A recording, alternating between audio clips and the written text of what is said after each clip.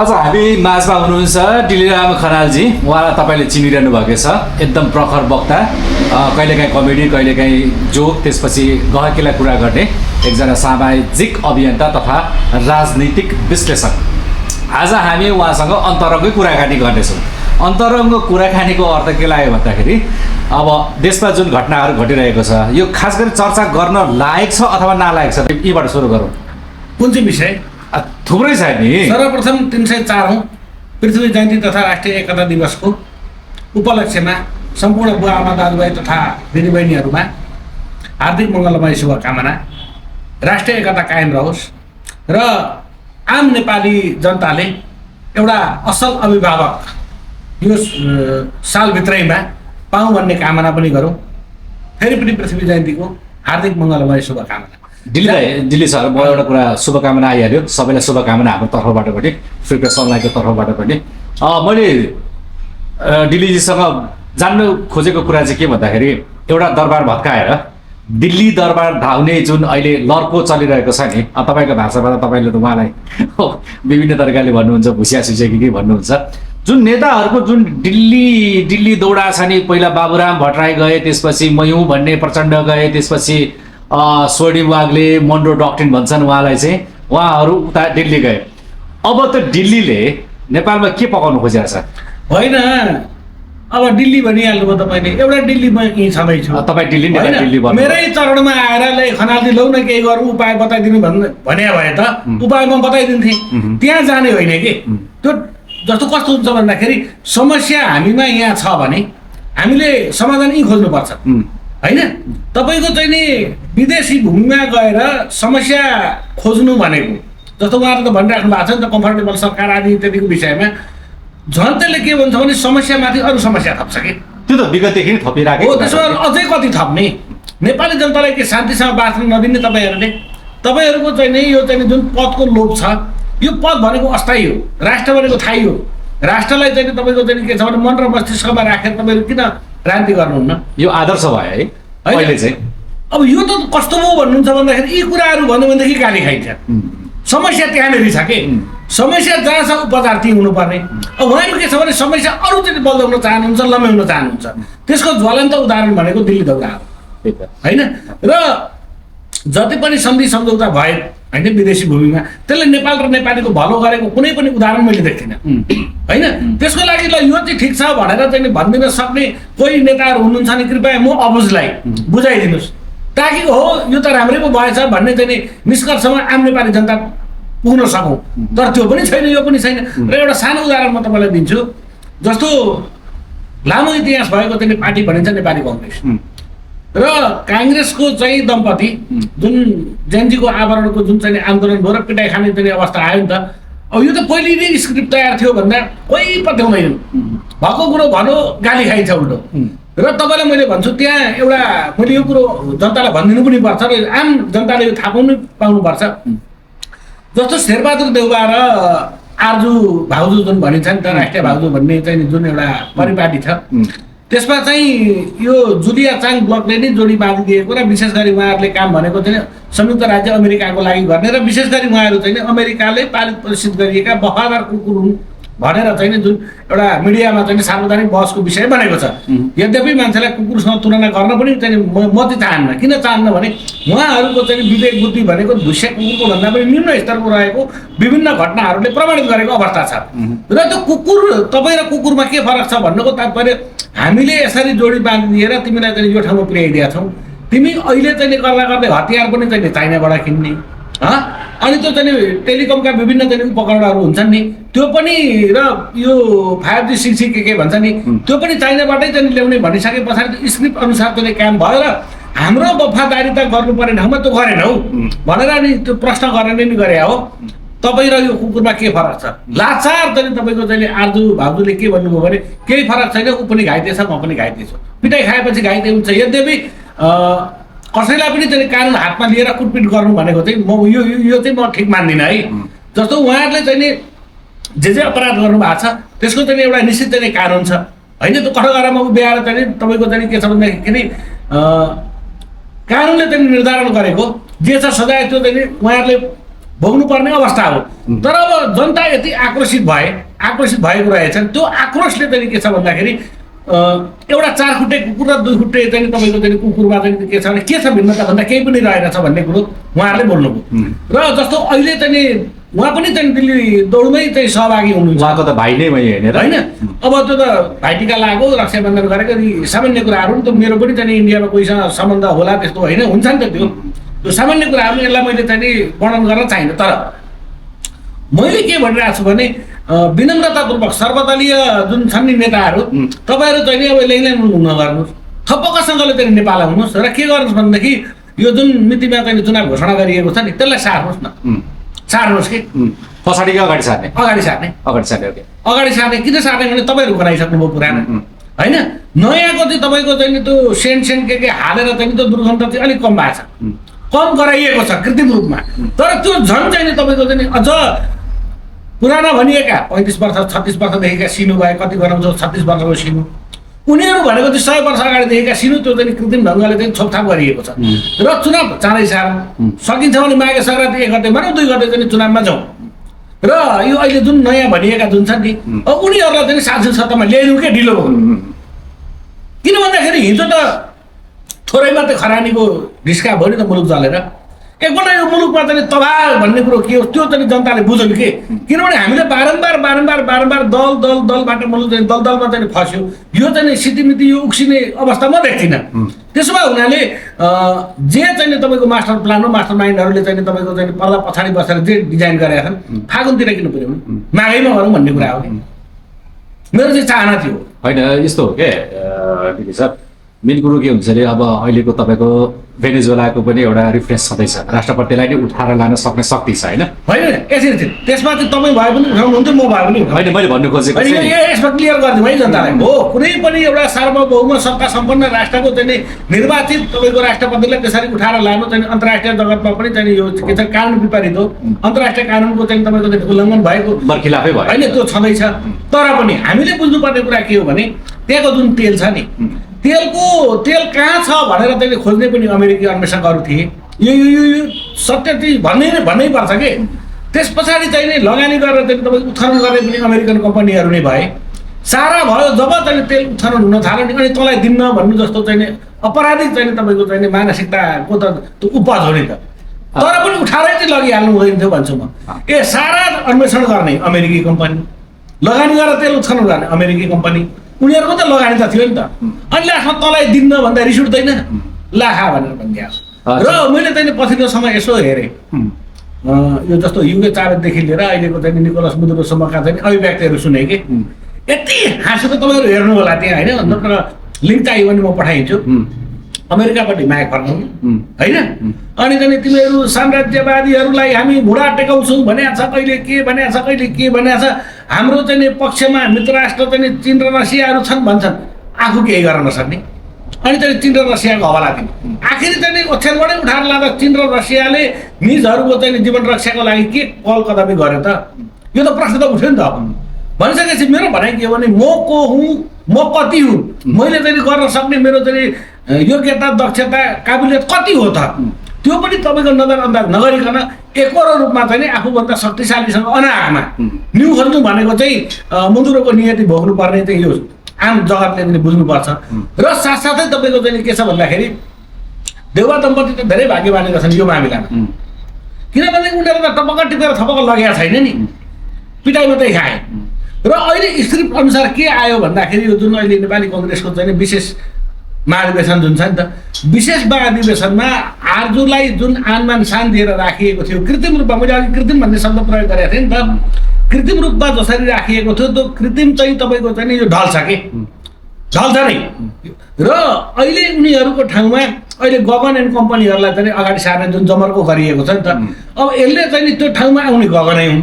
र हिजोका दिनमा देउबा दम्पतिले पिटाइ मात्रै खाएर चाहिँ तपाईँको सोचेको जस्तो अर्को चाहिँ ध्रुवले होइन, अर्को जस्तो अहिले चाहिँ पश्चिमा ध्रुवी हाबी भएको अवस्थामा अर्को पूर्वीय ध्रुवी चाहिँ हाबी भयो र नेपालको राजनीतिलाई चाहिँ सुष्म ढङ्गले चाहिँ जुन निहालिरहेको अवस्था छ नि त, त्यति बेला चाहिँ पूर्वीय ध्रुव हाबी भयो भनेदेखि तपाईँको गगनले तर तपाईँको त्योभन्दा पनि अपूरणीय क्षति चाहिँ बिहोर्नु पर्ने अवस्था चाहिँ सिर्जना हुन्छ है। किन भन्दाखेरि यिनीहरू चाहिँ तपाईँको डिप स्टेटबाट चाहिँ तपाईँको चाहिँ के छ भने परिचालित भएको भन्ने कुराहरू त विभिन्न वेबसाइटमा अब छर्लङ्ग आइसक्यो। त्यसो भए हुनाले यिनीहरूले परिस्थितिको गम्भीरतालाई मूल्याङ्कन गर्न सकेनन्। त्यसो भने हो मलाई उचाल्या छ म छु भने विनम्रतापूर्वक मैले के आग्रह गर्न चाहेँ भने काँधामा बोकेको कुकुरले मृग मार्दैन भन्ने एउटा भनाइ जुन छ नि त हाम्रा पुर्खाहरूको, र यसलाई चाहिँ नि अब गगनले कसरी लिन्छन् र नेपाली काङ्ग्रेसका चाहिँ नि होइन दिग्गज व्यक्तित्वहरू विद्वान हुनुहुन्छ त्यहाँ पनि होइन, उहाँहरूले कसरी अङ्गीकार गर्नुहुन्छ र यो विषम परिस्थितिलाई कसरी उहाँहरूले चाहिँ नि चिरेर अगाडि बढ्नुहुन्छ, यो चाहिँ तपाईँको चाहिँ केही समय पर्खिनै पर्ने अवस्था देखिन्छ। अहिले गगनको देश हाँक्ने ल्याएको देख्नुहुन्छ र जबकि उहाँलाई चाहिँ अमेरिकन एम्बेसीले नि कि contact person of Nepali Congress and Nepal भनेर भइसकेको छ। अनि उहाँ चाहिँ जुन हार्वर्ड युनिभर्सिटी पनि गइरहनु हुन्छ कि, न त के साइनो होला उहाँको, त्यो त अब एम्बेसीले नै आफ्नो पोर्टलमा नै त्यसो देखाइदिइसकेको छ। त्यस्ता नेतालाई नेपालमा चाहिँ अब राज्य सत्ता सुम्पिएर अनि हामी चाहिँ मिनी अमेरिका अनि मिनी इन्डिया बन्न खोजिरहेको हो होइन। यस्तै व्यक्तिहरूलाई ल्याउने हो नि त। जेलेन्स्की जस्तो जोकरलाई चाहिँ नि युक्रेनमा ल्याएर नराखे भए आज युक्रेन चल्थ्यो त। देश चलाउनु छ, त्यही भएर ढिलो नगर भनिदिरहेको छु कि मैले।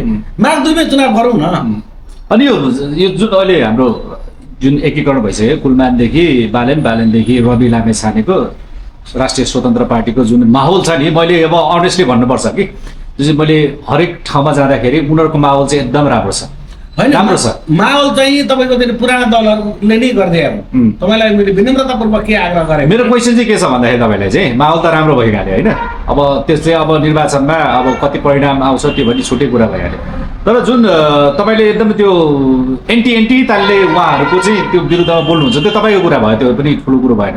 तर यो भाइसेले चाहिँ के सिर्जना गरिरहेको छ भन्दाखेरि चाहिँ अडियन्सले बुझ्ने चाहिँ के छ भन्दाखेरि तपाईँले कतै घुमाउरो रूपमा चाहिँ अनि फेरि त्यही पुरानो पार्टीहरू नै ठिक भएको जस्तो चाहिँ त्यो मान्छेलाई त्यो सृजना हुँदो रहेछ क्या, त्यो भ्रम सृजना हुँदो रहेछ। त्यसलाई कसरी खण्डन गर्नुहुन्छ कि सपोर्ट गर्नुहुन्छ त्यसलाई? होइन, पुराना मैले के भने नयाँ जुन भनेका छन् तपाईँले जसको नाम लिनुभयो होइन। अब यिनीहरूको कर्तृत्व अब तपाईँले नै अघि भन्नुभयो चाहिँ अमेरिकाको वेबसाइट पनि राखिदिइसकेको छ। गगन थापाको चाहिँ तेजीसम्म आएको छ होइन, गगन थापाको मात्रै होइन, ककासका चाहिन्छ म तपाईँलाई दिइहाल्छु नि सबै, नातिनु न। तर मैले के मात्रै आग्रह गरेको भने नयाँ किन यसरी चाहिँ हुलुले लाग्दैछ, नयाँ प्रति चाहिँ जनताको चाहिँ आकर्षण किन बढ्दैछ, यसका दुईटा कुराहरू छन्। जस्तो ल मैले विनम्रतापूर्वक चाहिँ मैले नेपाली कङ्ग्रेस एमाले होइन र प्रचण्डको चाहिँ पार्टी जुन चाहिँ माओवादी उनले आफै सिद्ध्याइदिन्छन् भनेको थियो, उनीहरूले सिद्ध्याए, कसैले सिद्ध्याइरहनु परेन। र अन्य जो दलहरू छन् तपाईँहरूले विगत 36 र 37 वर्षमा तपाईँहरूले मुलुक लुट्ने र जनता चुस्नेदेखि बाहेक के काम गर्नुभयो? नम्बर 1। ल म चाहिँ आम सर्वसाधारण नेपाली जनता, म कुनै दलमा आबद्ध छैन। र अब तपाईँहरू पुरानाहरूले मलाई मत माग्नुहोस्, के कारणले तपाईँहरूलाई चाहिँ मत दिनु पर्यो? मैले भनेको आम नेपाली जनताले घोषणा पत्र आउँछ नि त्यस्तो रमाइलो आउँछ नि घोषणा पत्र होइन, त्यो चुलामा ग्यास पनि आफै बल्छ। म त्यही भन्दैछु। र त्यसो भए हुनाले तपाईँहरूले चाहिँ भोट जनतासँग के भनेर माग्ने? अब त्यो के भनेर माग्छ होइन, त्यो ग्यास पनि चुलामा पुगेकै हो होइन, रेल चलेकै छ, पानी जहाज पनि चलेकै छ। अब उहाँहरूको चाहिँ नयाँ घोषणा पत्रमा त उहाँहरूले भन्नुहुन्छ दमकको जुन भिउटाहरू छ नि, मुलुकभरि त्यस्ता भिउटाहरू धेरै छन्। मुलुकभरिमा रहेका भिउटाहरूबाट चाहिँ तपाईँको चन्द्रमा पुग्ने केबल कार चाहिँ जडान गर्छौँ भन्न मेरो छैन। केपी भर्सनको होइन, केपी मात्रै होइन, अरूको पनि त्यही हुन्, किनभने यिनीहरू एउटै ढेङ्गा मुला हुन् नि त। त्यसो हुनाले पुरानाहरूकै अकर्मण्यताको कारणले गर्दाखेरि नयाँ झन् घातक चाहिँ तत्त्वहरू चाहिँ समाजमा हावी हुँदैछन्। यसलाई रोक्नको निमित्त आम नेपाली जनता नै चनाखो बन्नुपर्ने अवस्था छ। तर मैले यसो भनिरहँदाखेरि फेरि नयाँवालाहरू चाहिँ एकदम मास्टर माइन्डवाला छन्, जस्तो चाहिँ ब्रेन वास गर्न सक्ने एकदम यिनीहरूको राम्रो ल्याकत छ, खुबी छ। जस्तो बालेन चाहिँ केपीको ठाउँमा जान्छु भन्ने कुरो जुन हल्ला चलेको थियो नि त, हल्ला चलाइएको हो क्या, त्यो जान पनि बेर छैन नि कि अहिले उम्मेदवार घोषणा गरेका छन् कि उनी जाँदैनन्। अब मैले चाहिँ पाएको सूचना अनुसार उनी काठमाडौँ 2बाटै चाहिँ उम्मेदवारी दिँदैछन् होइन। र त्यसलाई चाहिँ सहज बनाउनको लागि अर्को चाहिँ अभियन्ता, महिला अभियन्ता आशिका तामाङले पनि त्यही क्षेत्रबाट चाहिँ उम्मेदवारी दिने चर्चा परिचर्चा चलिरहेको छ। त्यसो हुँदाखेरि के हुने भयो भन्दा इतर पक्षको भोट काट्ने र बालनलाई नै हाइहाई गराउने। यो आशिकाजीलाई थाहा छैन त म जान्दिनँ।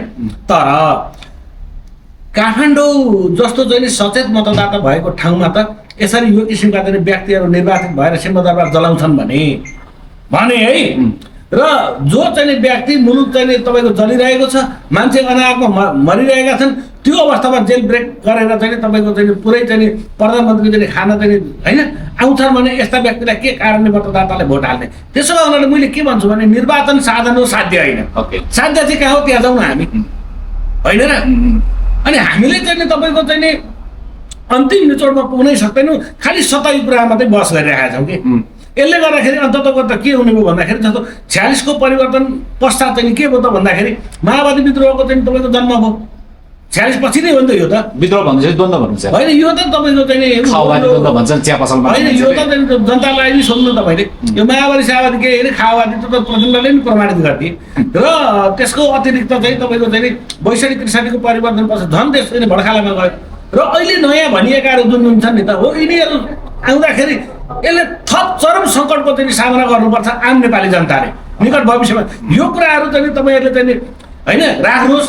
र हामीले बारम्बार भन्दै आएको कुरो एउटा मात्रै के हो भने मुलुक चाहिँ कुनै चाहिँ तपाईँको मार्क्सवाद, लेनिनवाद, स्टालिनवाद होइन तपाईँको चाहिँ माओवाद, यो केवाद, फलानुवाद, ढिस्कानुवादले चल्दैन। मुलुक चल्ने भनेकै पृथ्वी पथले हो कि माटोवादले होइन। यो यो यो मुलुकले चाहिँ के मागेको छ? यो माटोमा चाहिँ के होइन तपाईँको चाहिँ कुन अन्न चाहिँ कुन समयमा छर्दाखेरि के उम्रिन्छ र फसल कुन राम्रो दिन्छ भन्ने त्यो हामीले सोध्दै सोचेनौँ कि। हामीलाई त के भयो भन्दाखेरि ल अहिले तपाईँ सोध्नुहोस् न, ल पुराना दलहरूकै चाहिँ तपाईँको चाहिँ ल ओलीलाई नै सोध्नुहोस् न, तपाईँ मानौ प्रधानमन्त्री हुनुभयो, ल भोलिका दिनमा संसद पुनर्स्थापना भयो, तपाईँ प्रधानमन्त्री हुनुभयो भने तपाईँ के गर्नुहुन्छ भनेर एउटा प्रश्न गर्नुहोस्, उहाँको जवाब के हुन्छ थाहा छ? मार्क्सले यसो भन्नुभएको थियो 1900 को नि यतिमा 1800 जाने कतिमा जाने स्टालिनले यसो भन्नुभएको थियो। कथा उखान टुक्का हुन्छ, यो छ जवाब। अनि यसले चाहिँ तपाईँको चाहिँ मुलुकको चाहिँ नि बृहत्तर हितमा चाहिँ के उपयोग हुन्छ? दिल्ली सर मृत गुरु चाहिँ के हो भन्दाखेरि चाहिँ आखिर हामीले अहिले कुरा गर्दा पनि हामी हाम्रो विषय पनि खासै त अपमानजनक ढङ्गले चाहिँ देउवा चाहिँ तपाईँको चाहिँ नेपाली काङ्ग्रेसबाट अब बाहिरिने सम्भावना प्रबल छ है। र हुने चाहिँ नयाँ सभापति गगन थापालाई नै सोध्नुहोस्, जसलाई चाहिँ युवा भनिन्छ एउटा चाहिँ होइन छ नि त, अब उनलाई पनि तपाईँले सोध्नुहोस्। ल नेपालमा गरिबी निवारण गर्नको लागि तपाईँ चाहिँ पार्टीको सभापति हुनुभयो, भोलिका दिनमा प्रधानमन्त्री बन्ने पनि तपाईँको चाहिँ लगभग चाहिँ पक्का देखियो। अब भन्नुहोस् गरिबी निवारणको लागि तपाईँको चाहिँ योजना के छ भनेर सुन्दरी जलमा होइन 12 भाइ 14 भाइ छोडिदिनु गाउँ उहाँ के भन्नुहुन्छ भन्दाखेरि बिपीले यसो भन्नुभएको थियो, सुमन शमशेरजीले यसो भन्नुभएको थियो, महामानव बिपी भन्नु त कसले के भने गर्ने के त योजना के हो र योजना के हुन्छ? त्यो सबैको एउटा क्राइसिसै भयो नि। हामी नेपालीहरू त पुरै त्यो कुहिरोको काग जस्तो वाद र विवाद प्रतिवादमै चाहिँ घुमिरहेको कारणले गर्दाखेरि अब विदेशीहरूले पनि यसरी नै खेले, इन्डियाले पनि त्यसरी खेले होइन। राजाले विभिन्न आरोप लगाएर निकाले पनि, अनि राजाको पनि के हो अवस्था थाहा छैन, दुर्गा दाई त्यही उफ्रिँदै हुनुहुन्छ, राप्रपा पनि त्यस्तै छ। अब यो गन्जागोलभित्र को चाहिँ राम्रो त हामी कसरी ठान्ने? होइन यो सबै राम्रो, कसैको विरोध नगरौँ, तर मन र मस्तिष्कमा के गर्नु पर्यो भनेदेखि मुलुक चाहिँ के हो त, कसको कारणले निर्माण भयो होइन? त्यो मुलुक निर्माताको चाहिँ मूलभूत चाहिँ आधारभूत सिद्धान्तहरू के हुन् त? के गर्दाखेरि चाहिँ देशमा चाहिँ सुशासनको प्रत्याभूति दिन सकिन्छ र चाहिँ स्वदेशमै नेपाली जनतालाई यी बस्ने र यी चाहिँ तपाईँको स्वावलम्बी हुने आत्मनिर्भर बनाउने चाहिँ कडीहरू त छँदैछ नि त। ल म तपाईँलाई सोध्छु, पृथ्वीनारायण शाहदेखि लिएर आउँदाखेरि पछिल्लो चाहिँ कार्यकालमा 240 वर्ष भन्छन् केही होइन, 104 वर्ष राणाहरूले चाहिँ हँसुरेको थाहा छैन कसैलाई होइन। अनि 7 देखि 17 यिनै चाहिँ दलहरूले चलाउने, कहिले चलाउन पाए कि राजाले देश? राजाले त ल छोड्दै भन्दा छोडिदिए पनि छन् होइन। त्यसो भए उनीहरूले हामीले चाहिँ नि वास्तविक चाहिँ तपाईँको चाहिँ मुलुकको अभिभावकलाई नि तपाईँको चाहिँ नि यी विदेशीका चाहिँ खेतालाहरूका कुरा सुनेर होइन मुर्दाबाद भन्दै हिँडेपछि अनि जिन्दाबाद कसरी हुन्छ देश? त्यो त दिल्ली सर अब समाजको त्यो सोचाइ उनीहरूले गरेको जुन स्कुलिङ छ उनीहरूको त तपाईँको अब नेकपा एमालेलाई रिफरेन्स मार्ने उनीहरूले त स्कुल शाखा नै चलाइरहेको हुन्छ, प्रशिक्षण कार्यक्रम चलाइरहेको हुन्छ। पहिला उनीहरूकै एफएम रेडियो स्टेसनहरू थियो, त्यसपछि पत्र पत्रिका सबै उनीहरूको थियो, उनीहरूकै हामी कथा कविता पढ्थ्यौँ र त्यसमै कन्भिन्स हुन्थ्यो। 30-40 वर्षदेखिको यो विष त हामीभित्र छ नि त, यसलाई त तपाईँले कसरी निकाल्न सक्नुहुन्छ चाँडै भन्नु न? होइन मैले निकाल्ने नै मैले चाहिँ घोल्दा घोलिने होइन, मैले भनेको मतलब हामीले भने कि होइन हामीले के मात्रै गर्नु पर्यो भने मैले विनम्रतापूर्वक के आग्रह गरिरहेको छु भने जुन सिजनमा मैले अघि नै यसको जवाफ दिइसकेको थिएँ जस्तो लाग्छ, कुन माटोमा कुन सिजनमा कुन अन्न लगाउँदाखेरि चाहिँ नि तपाईँको चाहिँ राम्रोसँगले उत्पादन हुन्छ फसल हो। त्यो त बाबा अनुभवले वर्षौँदेखिको अनुभवले हामीलाई सिकाएको छ त। उहिलेको कुरा खुइले भन्ने समाज आइसक्यो। होइन त्यो भन्नेहरूले पनि दुःख पाइरहेको छ नि। उहिलेका कुरा खुइलेर गए भन्नेहरू को पनि त दुर्दशा त हामीले देखिरहेको छौँ नि त समाजमा। यसो गरौँ न डिली सर, तपाईँको अब चाहिँ कसरी गरौँ भन्दाखेरि एउटा आशा पनि दिनुहोस् कि किनभने तपाईँले चाहिँ मैले तपाईँको युट्युबहरू हेरिरहेको हुन्छु, जहिले पनि त्यो अर्काको खेदो मात्रै खनेको सुन्छु मैले चाहिँ। आशा देखाइन्छ यसरी तपाईँले यत्रो कुरा गर्दै गर्दै जानुभएको छ, जस्तै नयाँ पार्टीहरूलाई पनि तपाईँले आर बोलाउनुहुन्छ यिनीहरूको भिजन छैन भनेर। म तपाईँलाई तिनवटा भिजनको बारेमा सोधौँ नि त। जस्तै नेपालको तिनवटा मात्रै कुरा भन्नुहोस्, धेरै पनि परेन, किनभने हामी यो म्यानिफेस्टोहरू पार्टीको यो घोषणा पत्र हेरेर वाक्क भइसकेका जनताहरू धेरै छन्। मलाई तिनवटा कुरा भनिदिनुहोस् कि नेपालको युथहरूलाई इम्प्लोइमेन्ट कसरी क्रिएट गर्ने, जब होइन कामहरू। त्यसपछि नेपालको जस्तै स्रोत साधनलाई के स्रोत साधनलाई कसरी युज गर्ने, र तेस्रो चाहिँ तपाईँको व्यापार तथा यो डिप्लोमेसी भन्छ नि के अरे कूटनीतिक सम्बन्धलाई कसरी परिभाषित गर्न सक्यो भने चाहिँ नेपाल अगाडि बढ्न सक्छ जस्तो लाग्छ तपाईँलाई? तपाईँको तिनवटा प्रश्नमध्येको मैले तेस्रो प्रश्नबाटै मैले जवाब दिएँ। हुन्छ। हामीले विगतमा चाहिँ असंलग्न परराष्ट्रको नीति अङ्गीकार गरेका थियौँ। गुण र दोषको आधारमा हामीलाई संयुक्त राज्य अमेरिका पनि चाहिन्छ, हामीलाई चाहिँ भारत पनि चाहिन्छ, र चाइना पनि चाहिन्छ, विश्वका हरेक राष्ट्र चाहिन्छ, सोभियत सङ्घ पनि चाहिन्छ हामीलाई, भनेको अहिलेको रसिया। हामीलाई विश्वका सम्पूर्ण चाहिँ तपाईँको चाहिँ मित्र राष्ट्रहरू हामी प्रत्येक सबैको लागि भन्ने चाहिँ नि त्यो चाहिँ हामीले चाहिँ नि अङ्गीकार गर्नु पर्यो। र नेपाल र नेपालीको भलोको निम्ति कुन कुन राष्ट्रले के चाहिँ भूमिका चाहिँ खेलेका छन्, र नेपालका विरुद्ध कुन कुन राष्ट्रले के चाहिँ तपाईँको भूमिका खेलेका छन्, त्यसको आधारमा हामीले समर्थन र विरोध गर्ने चाहिँ एउटा कूटनीति चाहिँ तपाईँको त चाहिन्छ। ओके, ब्यालेन्स डिप्लोमेसी चाहियो। हो। नम्बर 2 चाहिँ तपाईँको के हो भन्दाखेरि हाम्रो भूमिमा रहेर कुनै पनि चाहिँ तपाईँको मित्र राष्ट्रका विरुद्धमा यहाँ खेल खेल्ने चाहिँ मैदान बन्न दिनु भएन। र साथसाथै तपाईँले चाहिँ रोजगारको जुन कुरा गर्नुभयो नि, रोजगारको लागि त साह्रै सजिलो पो छ त हो नेपालमा। कसरी? जस्तो अब अहिले मैले भनेदेखि होइन, यिनीहरू कमिसन खाइहाल्छन्, काम गर्दैनन्, यो पनि क्षेत्रधि हो है भन्छन्।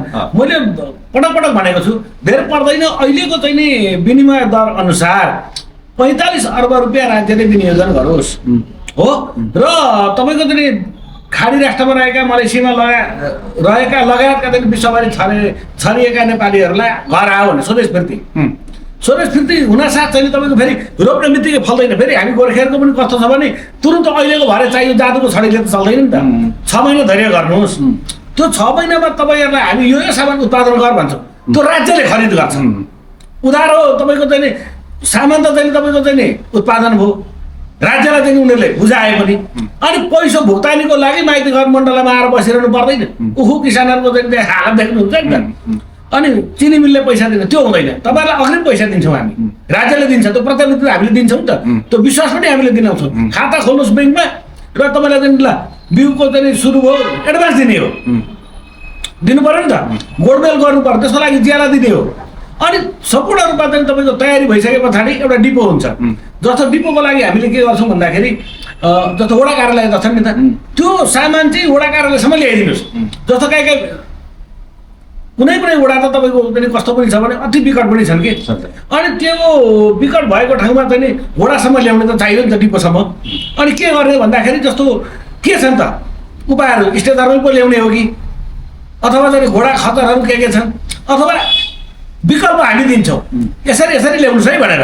अनि त्यो चाहिँ के छ, तत्काल यही ब्याङ्क खातामा ठ्याक्क दिने, यति केजी रहेछ, यो बराबरको चाहिँ मूल्य यति, ठ्याक्कै ट्याङ्ग मोबाइलमा भरिहाल्छ।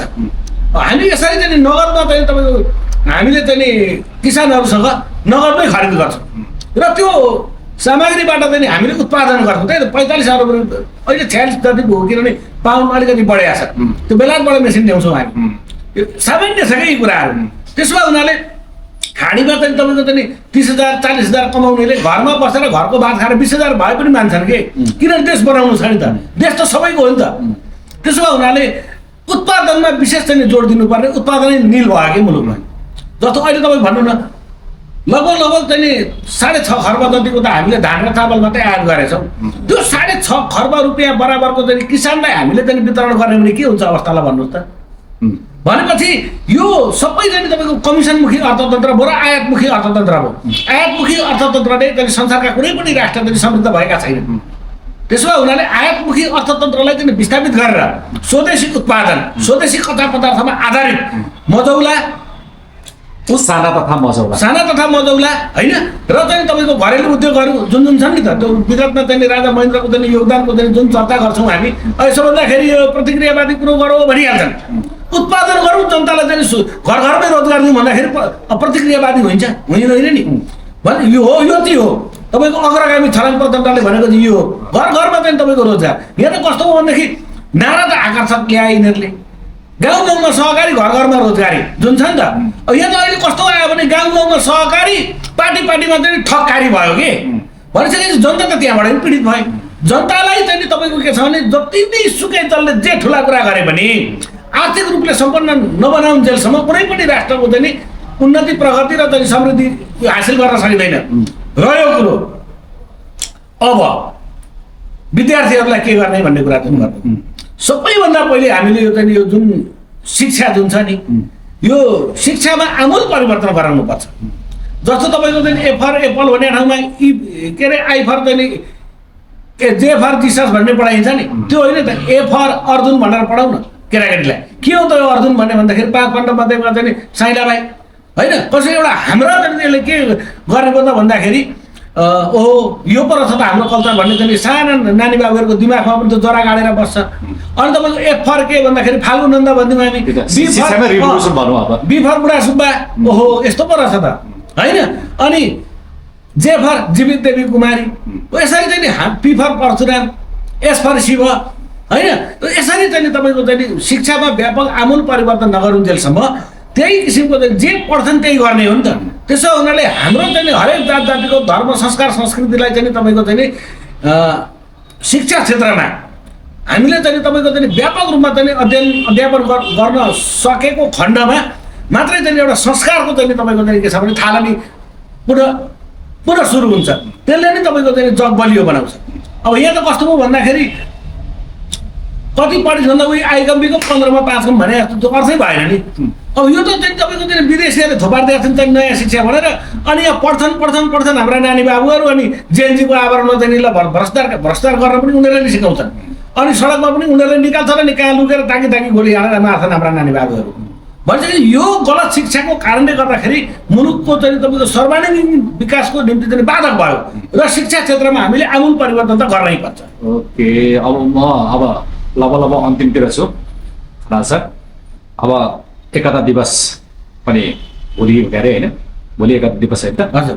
ओके, फाइनली के भन्नुहोस् म तपाईँलाई सोध्छु भन्दाखेरि चाहिँ नेपालको जुन गन्जागलको परिस्थिति छ, यस्तै परिस्थितिले अब हाम्रो अन्धकार जुन समय छ त्यो नजिकिँदैछ भन्ने सङ्केतहरू पनि धेरै तरिकाले दिएको छ।